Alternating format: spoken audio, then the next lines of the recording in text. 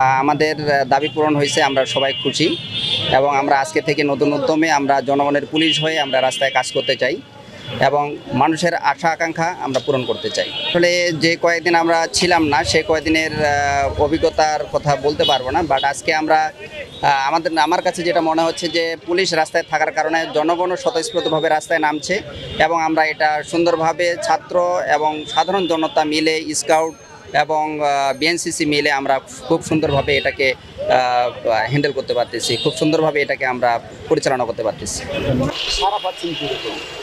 আমরা আন্তরিকতার সাথে কাজ করতেছি এবং ছাত্ররা আমাদেরকে অনেক সহযোগিতা করতেছে, খুব ভালো লাগতেছে। হ্যাঁ, সবাই অনেকেই আসতেছে, ফুল দিয়ে গ্রহণ করতেছে এবং আমাদেরকে সাধুবাদ জানাচ্ছে। আমরা কাজে ফিরছি, খুব ধন্যবাদ জানাচ্ছে। আমরা আন্তরিকতার সহিত কাজ করতেছি এবং সহযোগিতা পাচ্ছি সবাই ইনশাল্লাহ। 5 দিন থেকে ট্রাফিকে সেবা দিয়ে যাচ্ছি। আজকে মূলত আমাদের এই জন্যই নামা যে আমরা পুলিশ আঙ্কেলদের সাথে একসঙ্গে হাতে হাত মিলেই কাজ করব, এই জন্য মূলত আমাদের আজকে আসা।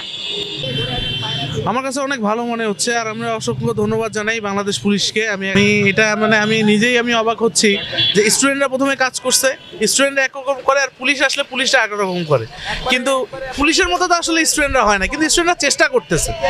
আজকে ট্রাফিক নামছে, ইনশাল্লাহ যদি ট্রিপল তাহলে স্বাভাবিক হবে ইনশাল্লাহ। যদি পুলিশ ট্রাফিক যদি নামে ইনশাল্লাহ আবার দেশটা স্বাভাবিক হবে। সজ্জিত বাহিনী তাদের দ্বারাই ট্রাফিক নিয়ন্ত্রিত করতে হবে, কারণ ট্রাফিক ছাড়া এ নিয়ন্ত্রণ হবে না। ছাত্ররা সাময়িক সময়ের জন্য আসছে, তারা কর্মবিরতি থাকার কারণে। এজন্য আমরা চাই তাদের সুবুদ্ধি হোক এবং তারা যেন আসলে রাষ্ট্রের কল্যাণের জন্য, রাষ্ট্রের কাজের জন্য, রাষ্ট্রের মানুষের উন্নয়নের জন্য, সুবিধার জন্য তারা যেন অবশ্যই তাদের যথার্থ দায়িত্ব পালন করে, এটাই আমরা আশা করি। এবং কোনো অপ্রীতিকর ঘটনা ঘটুক এটা আমরা চাই না। এই দরকার, ট্রাফিক বিভাগ ছাড়া ট্রাফিক নিয়ন্ত্রণ করবে কি? তারাই তো সুশৃঙ্খল, তারাই তো ট্রেন প্রাপ্ত, তারা ছাড়া অন্য কেউ করতে পারে? কখনো না।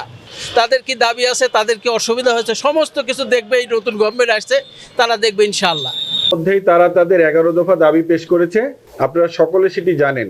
তাদের যৌক্তিক দাবি দাওয়াগুলি আমাদের মাননীয় ইন্সপেক্টর জেনারেল মহোদয় অবগত হয়েছেন এবং তিনি আশ্বস্ত করেছেন যে নতুন সরকার গঠিত হওয়ার সাথে সাথেই উপযুক্ত কর্তৃপক্ষের নিকট তাদের যৌক্তিক দাবি দাওয়াগুলি পৌঁছে দিবেন, এমনকি সে বিষয়ে বাস্তবায়নের জন্য চেষ্টা করবেন। আমি দেখলাম ছাত্ররা রাস্তাতে ট্রাফিক নিয়ন্ত্রণ করছে, স্কাউটের বিএনসিসির ছেলেমেয়েরা ট্রাফিক নিয়ন্ত্রণ করছে।